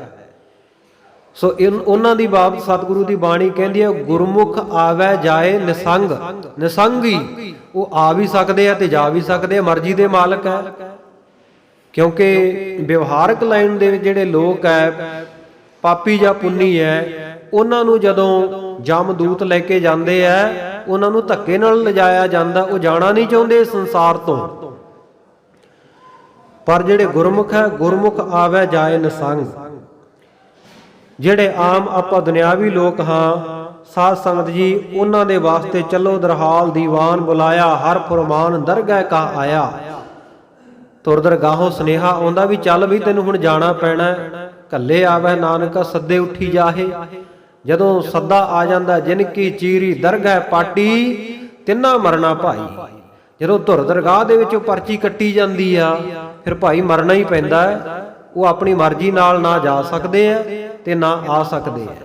ਇਹ ਤੇ ਗੁਰਮੁਖਾਂ ਦਾ ਰਸਤਾ ਹੈ ਕਿ ਉਹ ਆਪਣੀ ਮਰਜ਼ੀ ਨਾਲ ਆਉਂਦੇ ਵੀ ਹੈ, ਆਪਣੀ ਮਰਜ਼ੀ ਨਾਲ ਜਾਂਦੇ ਵੀ ਹੈ। ਬਾਕੀ ਤਾਂ ਦੁਨੀਆ ਦੇ ਲੋਕ ਜਮਦੂਤ ਲੈਣ ਵੀ ਆ ਜਾਂਦੇ ਆ, ਤਾਂ ਸਾਧ ਸੰਗਤ ਜੀ ਬਹਾਨੇਬਾਜ਼ੀਆਂ ਕਰਦੇ ਆ, ਸਾਨੂੰ ਛੱਡ ਦਿਓ ਥੋੜੀ ਦੇਰ ਹੋਰ, ਕਰੋ ਅਰਦਾਸ ਗਾਵ ਕਿਛ ਬਾਕੀ, ਲਿਓ ਨਵੇਰ ਆਜ ਕੀ ਰਾਤੀ।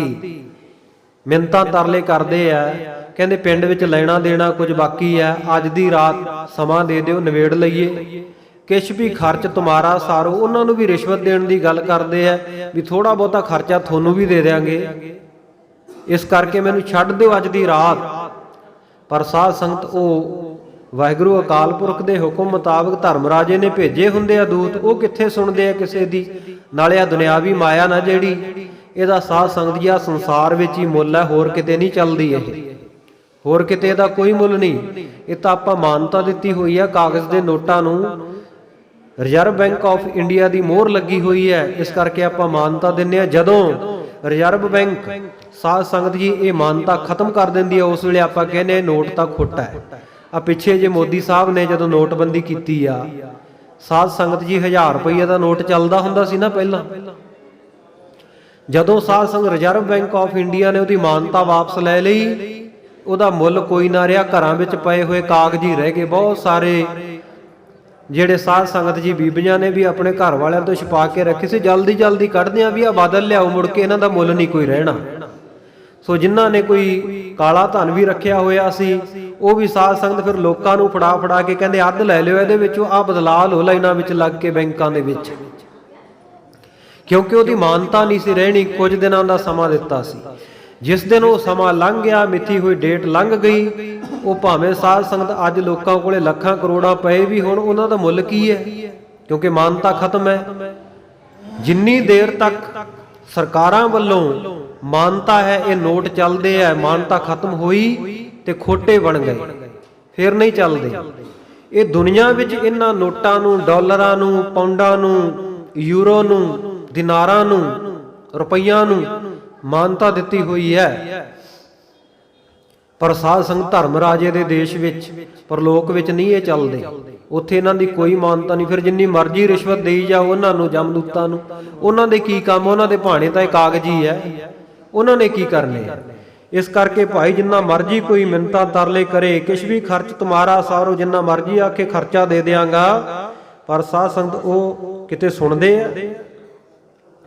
ਨਹੀਂ ਭਾਈ, ਉਹ ਤਾਂ ਫਿਰ ਵਾਹਿਗੁਰੂ ਦੇ ਹੁਕਮ ਦੇ ਮੁਤਾਬਕ ਦੁਨਿਆਵੀ ਲੋਕਾਂ ਨੂੰ ਗਲ ਸੰਗਲ ਘੱਤ ਚਲਾਇਆ। ਅੱਗੇ ਕਰਨੀ ਕੀਰਤ ਬਾਚੀਆ, ਬਹਿ ਲੇਖਾ ਕਰ ਸਮਝਾਇਆ, ਥਾਉ ਨਾ ਹੋਈ ਪਾਉਂਦੀ, ਹੁਣ ਸੁਣੀਆ ਕਿਆ ਰੁਆਇਆ, ਮਨ ਅੰਧਾ ਜਨਮ ਗਵਾਇਆ। ਉੱਥੇ ਸਾਧ ਸੰਗਤ ਫਿਰ ਕੋਈ ਥਾਉ ਨਹੀਂ ਲੋਕਾਂ ਨੂੰ ਮਿਲਦੀ। ਜਦੋਂ ਜੁੱਤੀਆਂ ਪੈਂਦੀਆਂ, ਜਦੋਂ ਮਾਰ ਪੈਂਦੀ ਆ, ਜਿੰਨਾ ਮਰਜ਼ੀ ਕੋਈ ਰਿਸ਼ਵਤਾਂ ਉਹਨਾਂ ਅੱਗੇ ਰੱਖੇ, ਉਹ ਨਹੀਂ, ਕੁਝ ਵੀ ਨਹੀਂ ਸਾਧ ਸੰਗਤ ਦੇਣਗੇ। ਫਿਰ ਪਾਪੀਆਂ ਪੁੰਨੀਆਂ ਦਾ ਜਾ ਕੇ ਲੇਖਾ ਹੁੰਦਾ। ਧਰਮ ਰਾਏ ਜਬ ਲੇਖਾ ਮੰਗੈ, ਕਿਆ ਮੁਖ ਲੈ ਕੇ ਜਾਹੇਗਾ। ਉਂਝ ਆਪਾਂ ਦੁਨੀਆ ਵਿੱਚ ਭਾਵੇਂ ਸਾਧ ਸੰਗਤ ਜੀ ਬੇਸ਼ਰਮੀ ਜਿਹੀ ਧਾਰਨ ਕਰਕੇ ਕਹੀ ਜਾਈਏ ਵੀ ਆਹ ਜੱਗ ਮਿੱਠਾ, ਅਗਲਾ ਕਿਨ ਡਿੱਠਾ, ਪਰ ਜਿਨ੍ਹਾਂ ਨੇ ਦੇਖਿਆ ਉਹਨਾਂ ਨੇ ਗੁਰਬਾਣੀ ਵਿੱਚ ਅੰਕਿਤ ਕਰ ਦਿੱਤਾ। ਉਹਨਾਂ ਨੇ ਲਿਖ ਦਿੱਤਾ ਕਿ ਭਾਈ ਧਰਮ ਰਾਜੇ ਦੀ ਦਰਗਾਹ ਵਿੱਚ ਜਾਣਾ ਪਵੇਗਾ। ਉੱਥੇ ਸੱਚੋ ਹੀ ਸੱਚ ਨਿਬੜੈ, ਚੁਣ ਵੱਖ ਕੱਢੇ ਜਜਮਾਲਿਆ। ਉੱਥੇ ਸੱਚ ਦਾ ਨਿਬੇੜਾ ਹੁੰਦਾ। ਆ ਦੁਨੀਆ ਦੇ ਉੱਤੇ ਅਸੀਂ ਭਾਵੇਂ ਝੂਠੇ ਹੋਈਏ, ਦੁਨੀਆ ਨੂੰ ਸੱਚੇ ਬਣ ਕੇ ਦਿਖਾਈ ਜਾਈਏ, ਪਰ ਸਾਧ ਸੰਗਤ ਅਸਲ ਸੱਚ ਦਾ ਨਿਤਾਰਾ ਉੱਥੇ ਹੁੰਦਾ। ਚਿੱਤਰਗੁਪਤ ਸਾਧ ਸੰਗਤ ਜੀ ਜਿਹੜਾ ਲੇਖਾ ਸਾਰਾ ਕੱਢ ਕੇ ਅੱਗੇ ਰੱਖ ਦਿੰਦੇ ਆ, ਕਿੰਨੇ ਪਾਪ ਕੀਤੇ, ਕਿੰਨੇ ਪੁੰਨ ਕੀਤੇ। ਪਾਪਾਂ ਪੁੰਨਾਂ ਦੇ ਮੁਤਾਬਕ ਫਿਰ ਸਾਧ ਸੰਗਤ ਉਹ ਮਨੁੱਖ ਜੇ ਪਾਪੀ ਆ ਤਾਂ ਨਰਕਾਂ ਵਿੱਚ ਤੋਰ ਦਿੱਤਾ ਜਾਂਦਾ, ਜੇ ਸਾਧ ਸੰਗਤ ਜੀ ਪੁੰਨੀ ਹੈ ਤਾਂ ਫਿਰ ਉਹਨੂੰ ਬੈਕੁੰਠ ਮਿਲ ਜਾਂਦਾ, ਸਵਰਗ ਮਿਲ ਜਾਂਦਾ। ਸੁਰਗ ਅਤੇ ਨਰਕ ਇਹ ਪਾਪੀਆਂ ਪੁੰਨੀਆਂ ਲਈ ਬਣੇ ਹਨ, ਪਰ ਜਿਹੜੇ ਸਤਿਗੁਰੂ ਸੱਚੇ ਪਾਤਸ਼ਾਹ ਜੀ ਦੇ ਸਿੱਖ ਹਨ ਉਹਨਾਂ ਵਾਸਤੇ ਨਹੀਂ, ਉਹਨਾਂ ਦਾ ਤਾਂ ਰਸਤਾ ਹੀ ਹੋਰ ਹੈ। ਜੇ ਪਿੰਡ ਹੈ ਲੂਟੀ ਪਨਿਹਾਰੀ, ਸੋ ਮਾਰਗ ਸੰਤਨ ਦੂਰਾਰੀ। ਉਹਨਾਂ ਦਾ, ਸਾਧੂਆਂ ਦਾ, ਰੱਬ ਦੇ ਪਿਆਰਿਆਂ ਦਾ, ਬ੍ਰਹਮ ਗਿਆਨੀਆਂ ਦਾ ਤਾਂ ਮਾਰਗ ਹੀ ਹੋਰ ਹੈ, ਰਸਤਾ ਹੀ ਹੋਰ ਹੈ। ਉਹ ਤਾਂ ਜਿਵੇਂ ਸਾਧ ਸੰਗਤ ਜੀ ਹਾਥੀ ਦੇ ਗਲ ਵਿੱਚ ਮਾਲਾ ਪਾਈ ਹੋਵੇ ਫੁੱਲਾਂ ਦੀ ਤੇ ਸੁੰਡ ਦੇ ਨਾਲ ਸਹਿਜੇ ਉਤਾਰ ਦਿੰਦਾ ਨਾ, ਇਉਂ ਆਪਣਾ ਸਰੀਰ ਸਹਿਜੇ ਹੀ ਛੱਡ ਦਿੰਦੇ ਆ। ਮੁਕਤ ਦੁਆਰਾ ਮੋਕਲਾ ਸਹਿਜੇ ਆਵੋ ਜਾਓ, ਆਪਣੀ ਮਰਜ਼ੀ ਦੇ ਨਾਲ ਪ੍ਰਮਾਤਮਾ ਦੀ ਦਰਗਾਹ ਵਿੱਚ, ਸੱਚਖੰਡ ਦੇ ਵਿੱਚ ਉਹ ਚਲੇ ਜਾਂਦੇ ਆ। ਉਹਨਾਂ ਵਾਸਤੇ ਕੋਈ ਰੋਕ ਟੋਕ ਨਹੀਂ। ਮਤ ਹਰ ਪੁੱਛਿਆ ਕੌਣ ਹੈ, ਪਰਾ ਹਮਾਰਾ ਵਾਰ। ਉਹਨਾਂ ਨੂੰ ਨਹੀਂ ਕੋਈ ਪੁੱਛ ਪ੍ਰਤੀਤ ਹੁੰਦੀ। ਰੇ ਰੇ ਦਰਗਾਹ ਕਹੈ ਨਾ ਕੋਊ, ਆਓ ਬੈਠ ਆਦਰ ਸੁਭ ਦਿਓ। ਉਹਨਾਂ ਵਾਸਤੇ ਸਾਧ ਸੰਗਤ ਕੋਈ ਰੋਕ ਟੋਕ ਨਹੀਂ ਹੈ। ਹਰ ਕੇ ਸੇਵਕ ਜੋ ਹਰ ਭਾਏ, ਤਿਨ ਕੀ ਕਥਾ ਨਿਰਾਰੀ। ਆਵੇ ਨਾ ਜਾਵੇ ਨਾ ਕਬਹੂ ਮਰਤੇ, ਪਾਰ ਬ੍ਰਹਮ ਸੰਗਾਰੀ ਰੇ। ਸਾਧ ਸੰਗਤ ਜੀ ਉਹਨਾਂ ਦੀ ਤਾਂ ਮਹਿਮਾ ਹੀ ਨਿਆਰੀ ਹੈ, ਉਹਨਾਂ ਦੇ ਤਾਂ ਰਸਤੇ ਹੀ ਨਿਆਰੇ ਹਨ। ਭਗਤਾ ਕੀ ਚਾਲ ਨਰਾਲੀ, ਚਾਲਾਂ ਨਰਾਲੀ ਭਗਤਾ ਕੇਰੀ, ਵਿਖਮ ਮਾਰਗ ਚੱਲਣਾ। ਉਹਨਾਂ ਦਾ ਰਸਤਾ ਹੋਰ ਹੈ।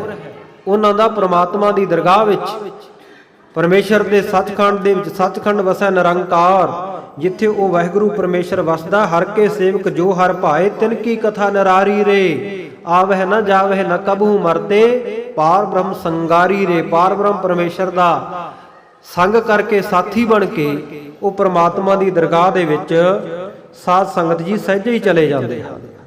ਗੁਰਮੁਖ ਆਵੇ ਜਾਏ ਨਿਸੰਗ, ਉਹ ਗੁਰੂ ਦੇ ਪਿਆਰੇ ਜੋਤੀ ਜੋਤ ਰਲੀ ਸੰਪੂਰਨ ਥੀਆ ਰਾਮ ਭਾਈ ਦਇਆ ਸਿੰਘ ਜੀ ਪਰਮਾਤਮਾ ਦੇ ਵਿੱਚ ਜੋਤ ਉਹਨਾਂ ਨੇ ਮਿਲਾ ਦਿੱਤੀ। ਜਿਉ ਜਲ ਮੈਂ ਜਲ ਆਏ ਖਟਾਨਾ ਤਿਉ ਜੋਤੀ ਸੰਗ ਜੋਤ ਸਮਾਨਾ।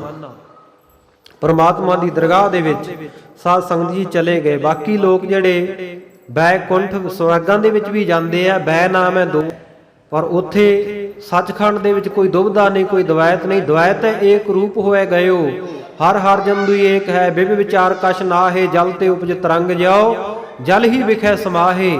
ਉਹ ਪਰਮਾਤਮਾ ਦੇ ਨਾਲ ਇੱਕਮਿਕ ਹੋ ਕੇ ਜਿਹੜੇ ਸਾਧ ਸੰਗਤ ਜਾਂਦੇ ਆ, ਉਹਨਾਂ ਦਾ ਵਾਸਾ ਫਿਰ ਸਾਧ ਸੰਗਤ ਜੀ ਸੱਚਖੰਡ ਦੇ ਵਿੱਚ ਹੁੰਦਾ। ਔਰ ਇਹ ਅਮਰ ਪਦਵੀ ਨੂੰ ਸਾਧ ਸੰਗਤ ਜੀ ਗੁਰੂ ਕੇ ਸਿੱਖ ਪ੍ਰਾਪਤ ਕਰਦੇ ਆ। ਇਉਂ ਭਾਈ ਦਇਆ ਸਿੰਘ ਜੀ ਸਰੀਰ ਛੱਡ ਕੇ ਪਰਮਾਤਮਾ ਦੀ ਦਰਗਾਹ ਦੇ ਵਿੱਚ ਸੱਚਖੰਡ ਦੇ ਵਿੱਚ ਚਲੇ ਗਏ। ਆਪ ਪ੍ਰਭ ਭਾਈ ਉਦਾਸ ਮਨ। ਉਸ ਵੇਲੇ ਜਦੋਂ ਭਾਈ ਦਇਆ ਸਿੰਘ ਜੀ ਸਾਧ ਸੰਗਤ ਜੀ ਸਰੀਰ ਛੱਡ ਗਏ, ਸਤਿਗੁਰੂ ਸੱਚੇ ਪਾਤਸ਼ਾਹ ਜੀ ਵੀ ਉਦਾਸੀ ਦੇ ਆਲਮ ਵਿੱਚ ਆਏ, ਕਿਉਂਕਿ ਬੜਾ ਪਿਆਰਾ ਸਿੱਖ ਸੀ ਭਾਈ ਦਇਆ ਸਿੰਘ, ਕਿ ਮੇਰਾ ਬੜਾ ਸੰਗੀ, ਮੇਰਾ ਬੜਾ ਪਿਆਰਾ ਸਿੱਖ ਭਾਈ ਦਇਆ ਸਿੰਘ ਸਰੀਰ ਛੱਡ ਗਿਆ। ਸਤਿਗੁਰੂ ਉਦਾਸ ਹੋ ਗਏ। ਔਰ ਸਾਧ ਸੰਗਤ ਜੀ ਮਨ ਦੇ ਵਿੱਚ ਇਹ ਇੱਛਾ ਪ੍ਰਗਟ ਕੀਤੀ ਸਤਿਗੁਰੂ ਨੇ। ਸਤਿਗੁਰੂ ਜੀ ਵੀ ਚਾਹੁੰਦੇ ਆ ਕਿ ਹੁਣ ਅਸੀਂ ਵੀ ਸੱਚਖੰਡ ਨੂੰ ਚਲੇ ਜਾਈਏ, ਅਸੀਂ ਵੀ ਆ ਸਰੀਰ ਪੰਜ ਭੂਤਕ ਇਹ ਸੰਗਤਾਂ ਤੋਂ ਓਹਲੇ ਕਰ ਲਈਏ।